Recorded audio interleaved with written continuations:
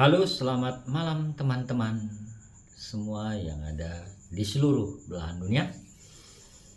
Bertemu kembali dengan saya Bang Lo ya, untuk berbagi pengetahuan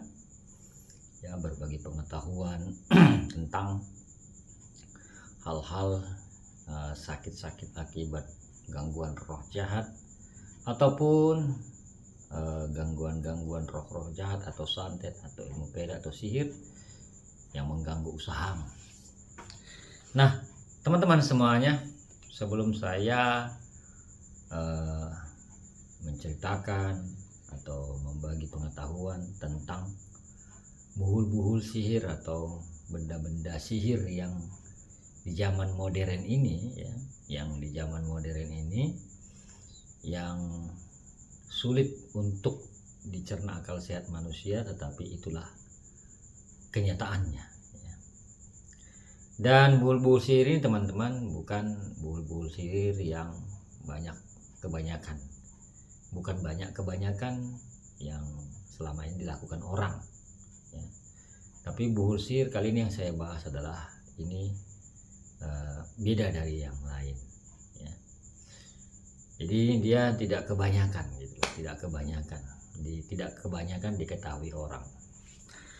Nah, teman-teman, sebelum saya berbagi pengetahuannya, saya Bang Lo mengucapkan syukur dan terima kasih ya atas kesehatan, keselamatan yang diberikan Yang Maha Kuasa kepada kita semuanya, terlebih kepada saya dan juga teman-teman semua yang ada di seluruh belahan dunia. Dan saya Bang Lo juga mengucapkan syukur dan terima kasih kepada teman-teman yang sudah mau bergabung dan berlangganan di channel saya Bang Lo Ken untuk mengikuti live terapi pembersihan dan pelepasan ikatan sihir, ikatan santet, ikatan pelet yang ada pada tubuh teman-teman semuanya. Ya, pada live terapi saya adalah untuk menghancurkan sihir tersebut sampai ke akar-akarnya. Nah, teman-teman, terima kasih juga yang sudah membantu menekan tombol subscribe di pojok bawah video ya. Semakin saya semangat untuk buat konten ya, semakin naik subscribernya, saya akan semakin semangat untuk buat konten, berbagi pengetahuan kepada teman-teman semuanya. Dan terima kasih juga yang sudah menekan notifikasi loncengnya sehingga update selalu video-video yang saya upload. Dan terima kasih juga yang sudah membantu menekan like atau jempol serta memberikan komentar dan bagikan video-videonya. Nah, teman-temanku semuanya, pada malam ini ya saya akan membeberkan sedikit bahwa pada masa kebelakang ya, buhul-buhul sihir ini atau benda-benda pengantar sihir yang dipijak korban yang menjadi sakit ya. Kalau masa-masa yang lalu atau dulu, orang kebiasaannya menggunakan yang namanya tanah kuburan ya. Tanah kuburan, kemudian air mandian mayat atau air kembang yang sudah dimantrai ya. Nah, kemudian beras kuning ya toh. Nah, itu dulu teman-teman. Sekarang sudah bergeser ke arah yang lebih canggih, yang sangat-sangat sulit diterima akal sehat manusia sebagai benda pengantar sihir atau buhul sihir. Nah, ini kebanyakan dilakukan di halaman ataupun di depan usahamu atau tokomu. Nah, apa itu benda-benda sihir yang sekarang yang sulit diterima akal sehat atau sulit dipercaya sebagai benda pengantar sihir ya? Kalau sudah air mandian mayat sudah jelas ya toh, disiram ya kan, nampak bekasnya. Tanah kuburan ditaburkan di halaman rumahmu ataupun di depan tokomu, nampak jejaknya kan begitu. Nah, kalau sekarang teman-teman, dia beralih ke arah yang sulit untuk dipakai akal sehat ini sebagai benda pengantar sihir atau santet yang menutupi usahamu ataupun rumahmu, yang mengganggu rumahmu. Apa itu benda itu? Saya membagi menjadi dua teman-teman untuk saat ini ya. Satu, batu-batu kecil ya. Batu-batu kerikil kecil itu, batu-batu itu ada yang tajam-tajam juga. Nah, ini batu-batu ini ditaburkan di halaman rumah. Ya, di halaman rumah. Ya nggak banyak dia, hanya 3, 4 gitu kan. Ya, bisa sampai 7 gitu atau 9 ya kan. Nah, ini teman-teman, ya. Benda ini ya, saya tidak bisa definisikan ini dari mana diambil ya.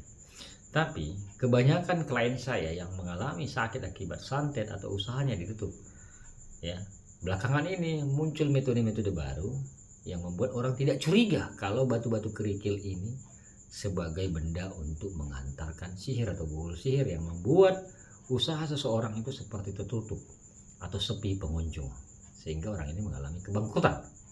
Kan begitu.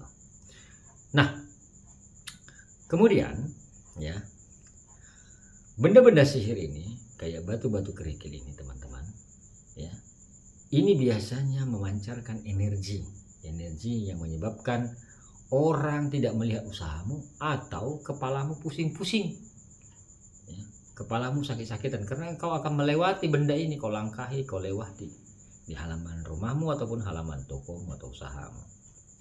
Jadi benda-benda batu-batu kerikil inilah teman-teman yang zaman saat ini sering digunakan orang untuk mengantarkan santet ataupun mengirim sihir atau roh jahat yang bernaung di dalam batu tersebut yang sudah dimantrai tersebut dari tempat keramat.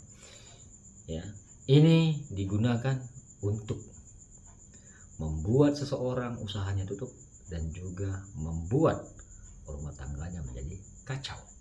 Dan juga menjadi rumah itu semacam kayak rumah itu memiliki semacam ketidakenaan ya, hawanya panas ya. Jadi benda-benda batu-batu kerikil ini teman-teman yang saat ini banyak digunakan sebagai media buhul pengantar santet. Jadi roh jahat itu bernaunglah di situ kan gitu. Nah, yang kedua adalah pasir ya, pasir. Nah, pasir ini biasanya ya sama kayak tanah kuburan tadi, ditabur. Ya, ditabur di halaman usahamu dan tokomu. Dia nggak akan banyak itu taburan, sedikit itu taburkannya. Tapi yang pasti kau akan melangkahinya.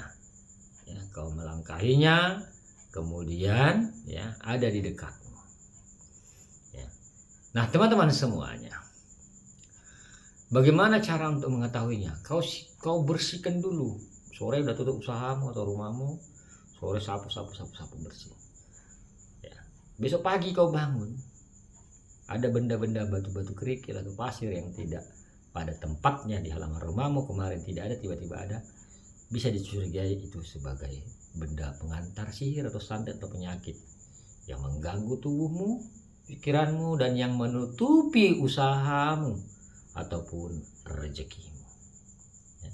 Jadi kedua benda ini teman-teman, ya mungkin berpikiran begini, tadi mungkin anak-anak main-main lempar-lempar batu.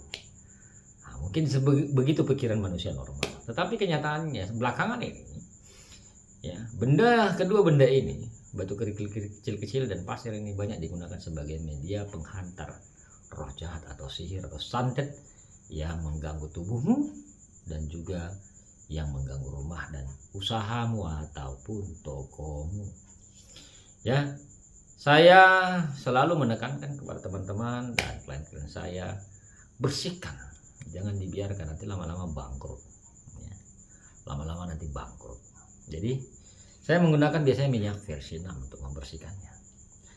Ya, jadi biasanya saya gunakan minyak versi 6 ini yang sudah saya lakukan ini, ya, untuk membersihkan roh-roh jahat tersebut di halaman rumah.